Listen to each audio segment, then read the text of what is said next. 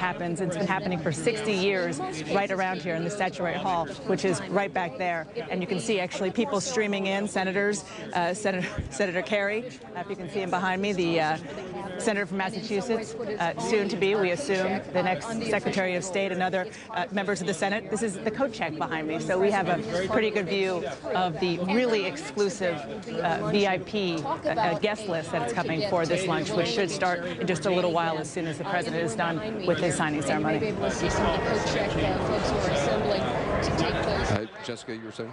You had asked earlier if the president has changed in office, and what we did not hear was this gauzy message of hope and change, or red and blue America. What you heard here was a leader who plans to get some things done in the time he has left, and he is programmatic about laying out what he needs to do, explaining it to the people both in America right now, the people he plans to rally to get his agenda supported at the grassroots level, and create a context to get it done in Washington in this speech by using the words of the founding fathers and that support to try to push it. The other piece of it we haven't talked about is the education reform and the drawdown overseas, which are two other big pieces of its agenda. Alex Castellanos? Well, there was a big idea, I think, in the speech today, and that was equality. That's what this speech was about. Let's check in with Wolf. Wolf? The president is about to sign some proclamations over here, and he's also going to officially nominate 4 new members of his cabinet. Let's see if we can listen in. All set? All right.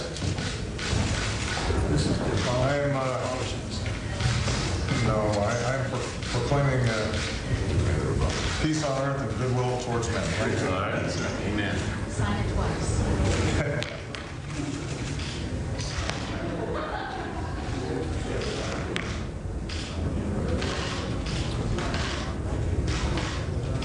There we go.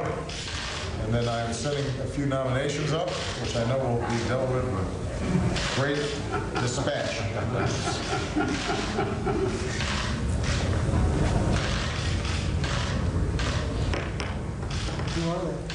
Mr. Jack Luke for Treasury.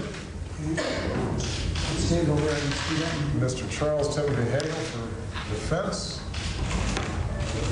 Mr. John Kerry, Secretary of State, and Mr. John Brennan of Virginia for the Central Intelligence Agency. There you go. Great. Well, thank you very much, everybody. Look forward to it.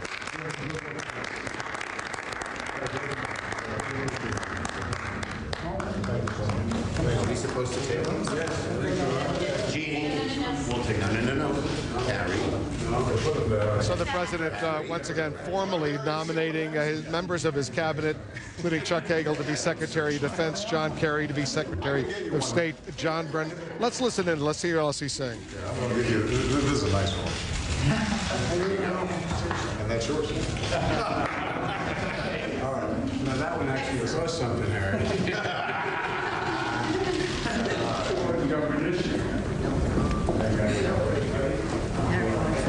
All right, so they have a few laughs, a little official business, the nomination of cabinet members, signing a proclamation. Dana Bash, what's going to happen next? What's going to happen next, Wolf, is the president is going to come back from the Senate side of the Capitol, where he is now, through the center into Statuary Hall, and that is where there is going to be what is now the traditional post-inaugural lunch. As I mentioned before, it is extremely exclusive. There were 1,600 people on the platform. This is only 220 guests make this list, and it is something that really tends to bring together in a very intimate way himself, members of the leadership, House and Senate, Democrat, Republican, members of the Supreme Court. And it's so exclusive that the president himself only gets a little more than a dozen seats that he can fill with his own personal guests. So we're actually waiting and hoping to see the president once again once he moves through where we are, the Capitol Rotunda, to the lunch. Dana, thanks very much. We're going to be making our way over to the White House, to the reviewing stand momentarily. But David Gergen, a quick thought on what the president had to say. We've just heard one of the most important speeches Barack Obama has given as president. Why? It's a real declaration of conscience about principles of what he believes in.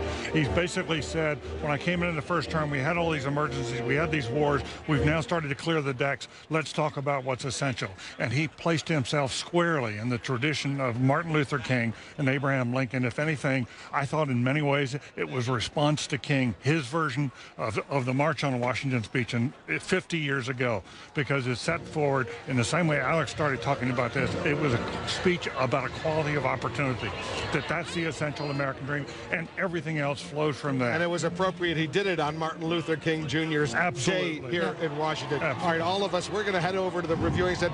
Anderson, we'll be in close touch with you. We should get there fairly soon.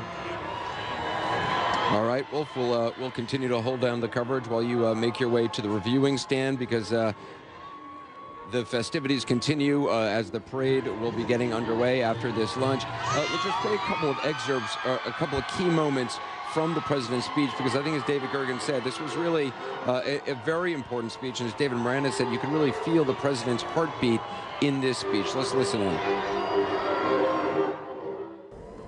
We must make the hard choices to reduce the cost of health care and the size of our deficit.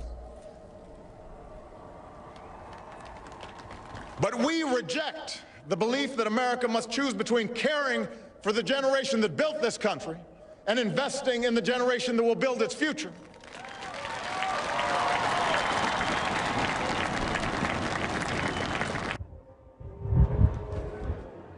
Gloria, you cited that. Yeah, I think it was the president saying, I'm going to stand up for what I believe in. I'm not going to choose between generations.